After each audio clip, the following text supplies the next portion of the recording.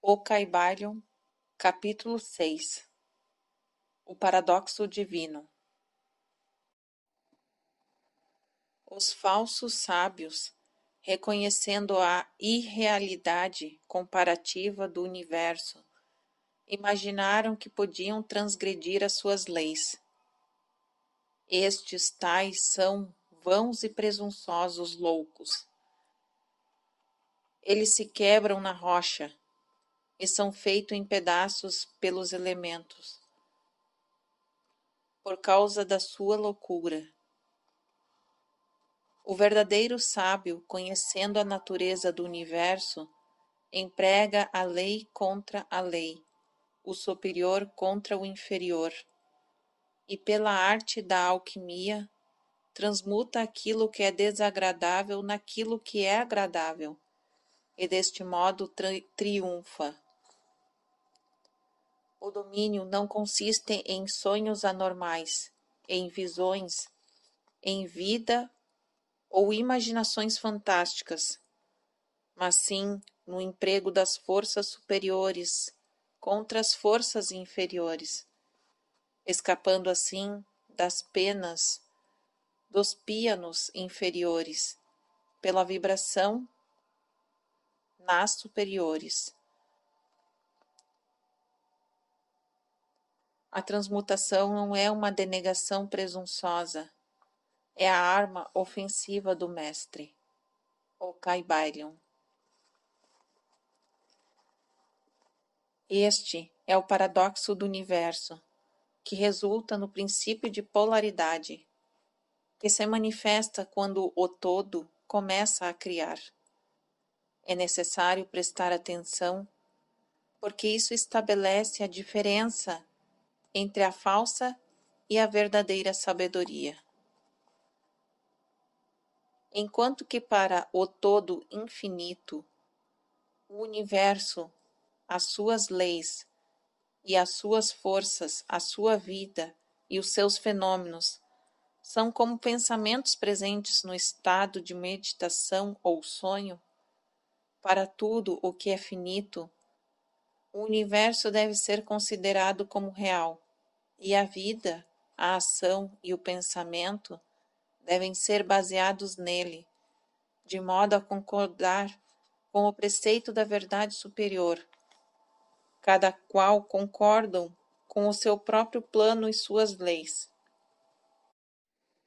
Se o todo imaginasse que o universo era a verdadeira realidade, desgraçado do universo, porque ele não poderia subir do inferior ao superior, que é a deificação. Então, o universo ficaria fixo e o progresso seria impossível. E se o homem, devido à falsa sabedoria, considerar as ações, vidas e pensamentos do universo como um mero sonho, semelhante aos seus próprios sonhos finitos, então ele o faz tão convenientemente para si como um dormidor que está passeando, tropeça sempre num círculo vicioso, sem fazer progresso algum, sendo por fim despertado por uma queda terrível, provolente das leis naturais que o ignora. Conservai sempre a vossa mente nas estrelas, mas deixai os vossos olhos verem os vossos passos para não cairdes na lama por causa das vossas contemplações de cima. Lembrai-vos do paradoxo divino, que ao mesmo tempo que o universo não existe, ele existe. Lembrai-vos sempre dos polos da verdade, o absoluto e o relativo. Tomai cuidado com as meias verdades. Aquilo que os hermetistas conhecem como a lei do paradoxo é um aspecto do princípio de polaridade. Os escritores herméticos estão cheios de referenciais aos aparecimentos de paradoxos na consideração dos problemas da vida e da existência. Os instrutores previnem constantemente os seus discípulos contra o erro de omitir o outro lado da questão, e as suas admoestações se referem particularmente ao problema do absoluto e do relativo, que deixam perplexos todos os estudantes de filosofia e que causam muitas ideias e ações contrárias ao que é geralmente conhecido como senso comum. Nós prevenimos a todos os estudantis que fiquem certos de compreender o paradoxo divino do absoluto e do relativo, para não ficarem atolados na lama da meia-verdade. É para este fim que foi escrita esta lição particular. Aprendei-a bem. O primeiro pensamento que o homem pensador tem, depois que ele compreende bem a verdade que o universo é uma criação mental do todo, é que o universo e tudo o que ele contém é mera ilusão, irrealidade, ideia comum à qual os seus instintos se revoltam. Contudo, esta, como todas as outras grandes verdades, pode ser considerada sob o ponto de vista absoluto e relativo. Sob o ponto de vista absoluto do universo, comparado com o todo em si, é de natureza de uma ilusão, de um sonho, de uma fantasmagoria.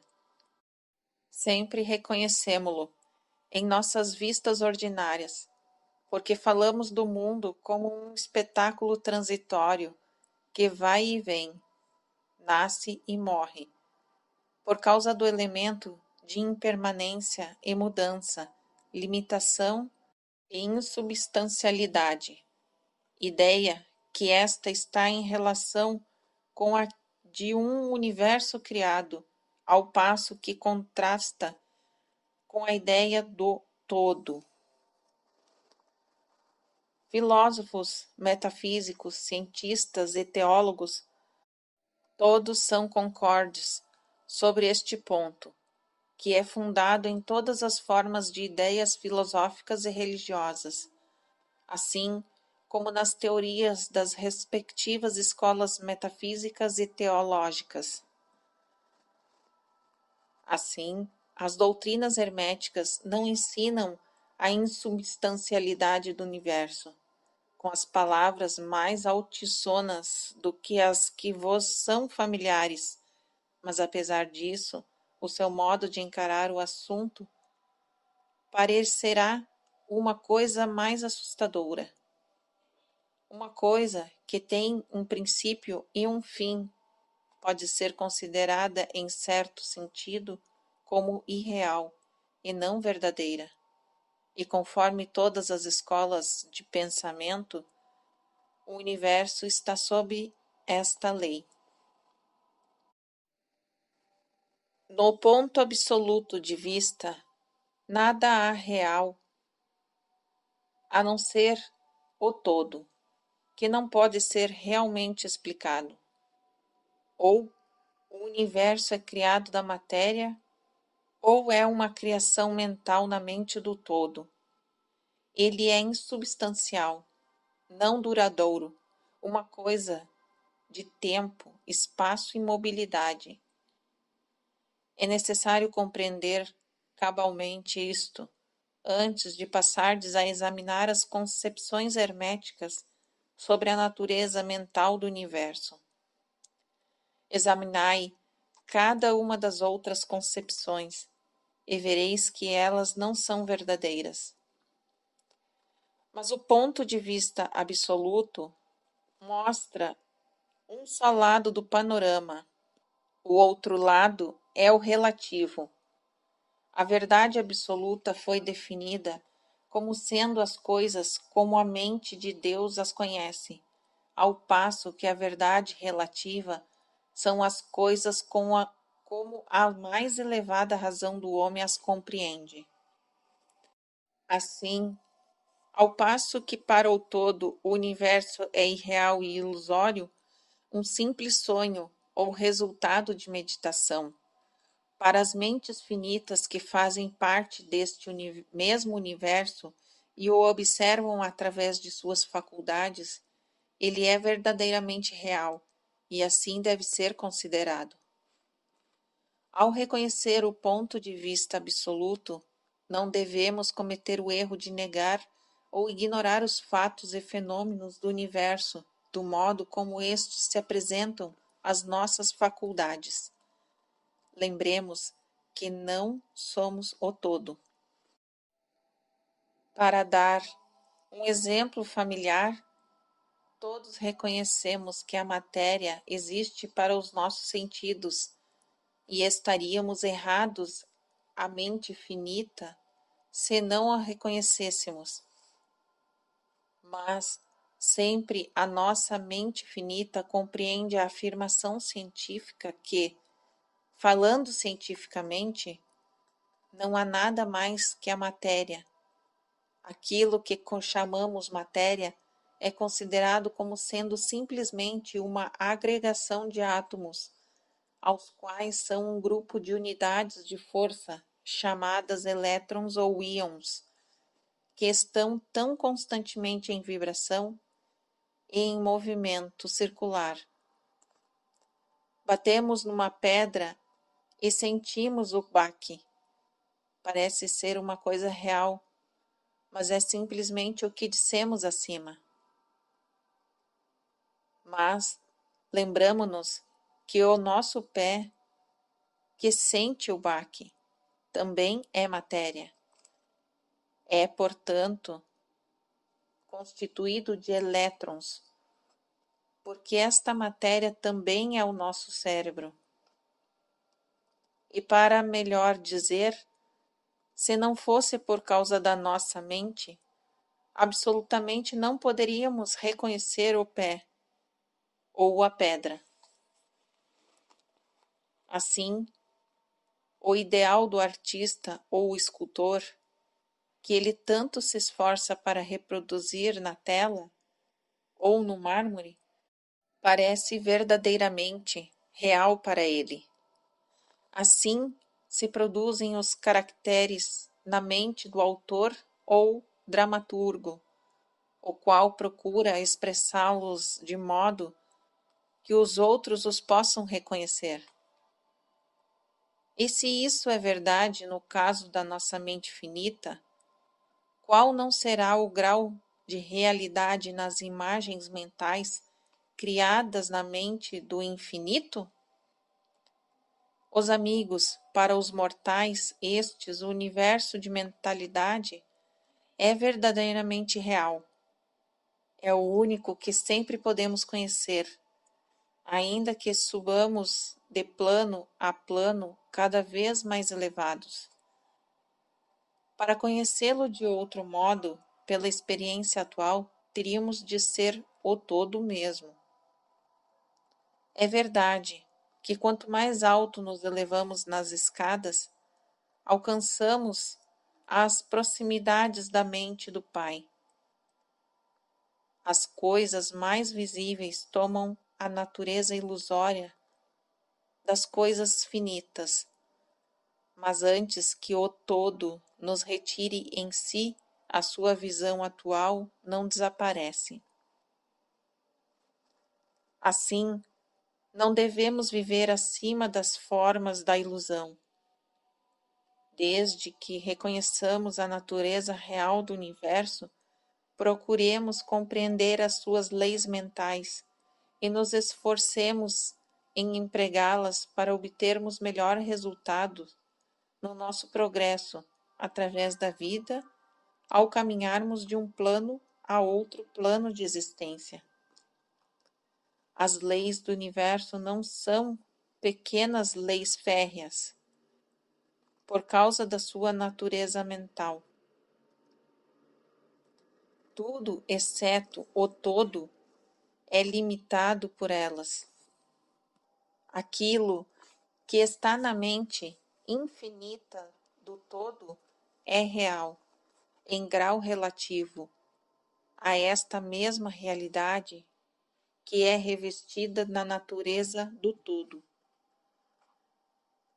Não fiquemos, pois, incertos e atemorizados. Somos todos firmemente contidos na mente infinita do todo, e nada nos pode prejudicar ou nos intimidar. Não há força fora do todo para agir sobre nós. Podemos, pois, ficarmos calmos e tranquilos.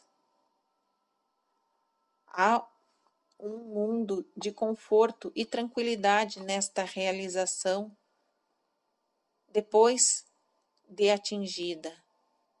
Então, calmos e tranquilos, repousaremos embalados no berço do abismo, ficando sem perigo no seio do oceano da mente infinita, que é o todo. No todo, moveremos, viveremos e teremos a nossa existência. A matéria não é para nós a matéria inferior, enquanto vivemos no plano da matéria. Apesar de sabermos que é simplesmente uma agregação de elétrons ou partículas de força que vibram rapidamente e giram umas ao redor das outras na formação dos átomos, os átomos vibram e giram formando moléculas, que por sua vez formam grandes massas de matéria. A matéria não é para nós a matéria inferior, quando prosseguimos nas investigações mais elevadas e aprendemos dos preceitos herméticos que a força da qual os elétrons são unidades é simplesmente uma manifestação da mente do todo, e assim, no universo, tudo é simplesmente mental em sua natureza. Enquanto no plano da matéria podemos reconhecer os seus fenômenos, poderemos examiná-las, como o fazem todos os mestres de graus mais ou menos elevados, mas fazemo-lo aplicando as forças superiores. Cometeremos uma loucura pretendendo negar a existência da matéria no aspecto relativo. Podemos negar o seu domínio sobre nós. Devemos fazer, mas não devemos ignorar que ela existe em seus aspectos relativos, a menos enquanto no seu plano. As leis da natureza não são menos constantes ou efetivas, como sabemos-los, apesar de serem simplesmente criações mentais. Elas estão em muitos efeitos dos diversos planos.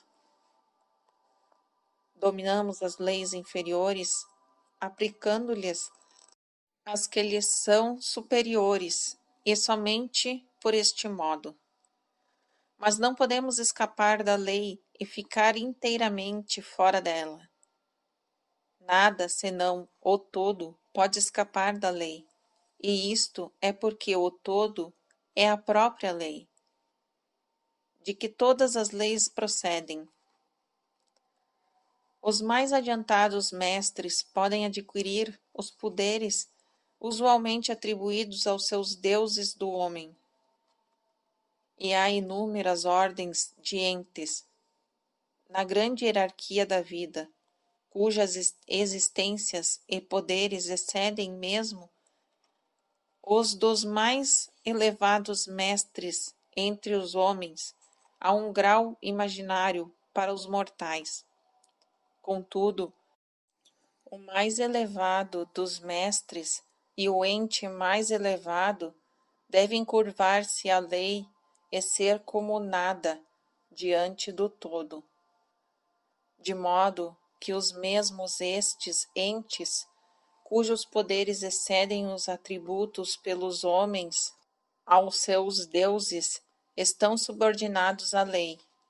Imaginai qual não será a presunção do homem mortal, da nossa raça e do nosso grau, quando ousa considerar as leis da natureza como irreais, visionárias e ilusórias, porque chegou a compreender a verdade que as leis são de natureza mental e simples criações mentais do todo.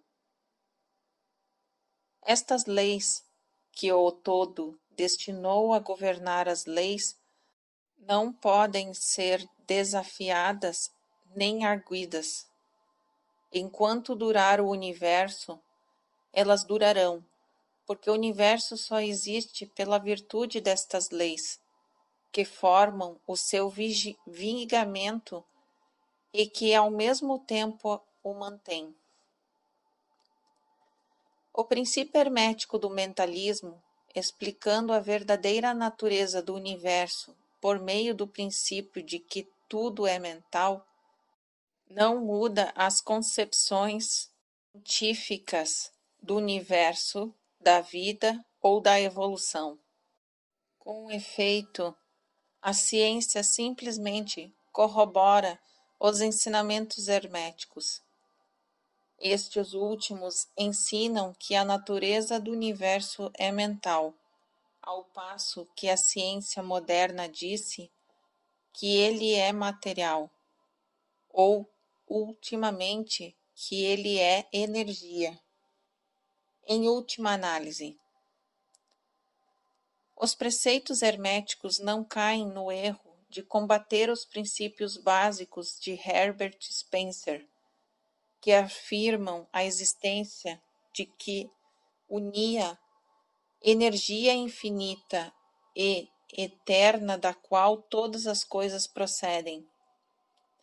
Com efeito, os hermetistas reconhecem na filosofia de Spencer a mais elevada exposição das operações das leis naturais, que foram promulgadas até agora, e eles creem que Spencer foi uma reencarnação de um antigo filósofo que viveu no Egito milhares de anos antes e que por último se tinha encarnado como Heráclito, filósofo grego que viveu em 500 a.C. E eles consideraram esta ideia da energia infinita e eterna como partindo diretamente da linha dos preceitos herméticos, sempre com o acréscimo de sua própria doutrina, que esta energia, de Spencer, é a energia da mente do todo. Com a chave mestra da filosofia hermética, o estudante poderá abrir várias portas das mais elevadas concepções filosóficas do grande filósofo inglês, cuja obra manifesta os resultados da preparação das suas encarnações precedentes. A sua doutrina a respeito da evolução e do ritmo está na mais perfeita concordância com os preceitos herméticos sobre o princípio do ritmo. Assim, o estudante de hermetismo não deve desprezar quaisquer destes pontos de vista científico a respeito do universo. Todos devem ser interrogados para concluir e compreender o princípio oculto que o todo é mente, o universo é mental e criado na mente do todo. Eles creem que os outros 6 dos 7 princípios se adaptarão a esta doutrina científica e servirão para esclarecê-la. Não há que admirar ao encontrar a influência do pensamento hermetista nos primitivos filósofos da Grécia, em cujas ideias fundamentais se baseiam em grande parte as teorias da ciência moderna. A aceitação do primeiro princípio hermético, o do mentalismo, é o único grande ponto de diferença entre a ciência moderna e os estudantes hermetistas. Mas a ciência se dirige gradualmente para o lado dos hermetistas, nas suas apalpadelas, no meio da escuridão para encontrar um caminho de saída do labirinto em que vaga as suas pesquisas pela realidade. O fim desta lição é gravar na mente dos nossos estudantes a verdade que para todos os intentos e propósitos, o universo e suas leis, seus fenômenos, são justamente reais, que mesmo o homem está incluído nelas, de modo que poderiam estar sob a hipótese de materialismo ou energismo. Sob qualquer hipótese, o universo, no seu aspecto exterior, é mutável e transitório, e por isso saem substancialidade e realidade. Mas notai o outro polo da verdade. Sob qualquer das mesmas hipóteses, somos compelidos a agir e viver como se as coisas transitórias fossem reais e substanciais. Há sempre esta diferença entre as diversas hipóteses, que sob os velhos pontos de vista, o poder mental era ignorado como força natural, ao passo sob o mentalismo, ele se torna uma grande força natural. Esta diferença revoluciona a vida daqueles que compreendem este princípio, as leis que ele resulta e as suas práticas. De modo que todos os estudantes devem compreender as vantagens do mentalismo e aprender a conhecer, usar e aplicar as leis que dele resultam. Mas não devem cair na tentação que, como diz o Caibalion, domina os falsos sábios, os deixa hipnotizados pela aparente irrealidade das coisas, tendo como consequência eles andarem para trás como desvairados, vivendo num mundo de sonhos, ignorando o trabalho e a vida do homem, sendo seu fim quebrarem-se contra as rochas e se despedaçarem pelos elementos, por causa da sua loucura. Em primeiro lugar, vem o exemplo do sábio, que a mesma autoridade estabelece do modo seguinte: ele emprega a lei contra as leis, o superior contra o inferior, e pela arte da alquimia transmuta o que é desagradável no que é agradável, e deste modo triunfa. Seguindo a autoridade, combatamos também a falsa sabedoria, que é uma loucura, que ignora a verdade. O domínio não consiste em visões e sonhos anormais, em vida e imaginações fantásticas, mas sim no emprego das forças superiores contra as inferiores, escapando assim das penas do plano inferior, pela vibração nos superiores. Lembrai-vos sempre, estudantes, que a transmutação não é uma presunçosa denegação, mas sim a arma ofensiva do mestre.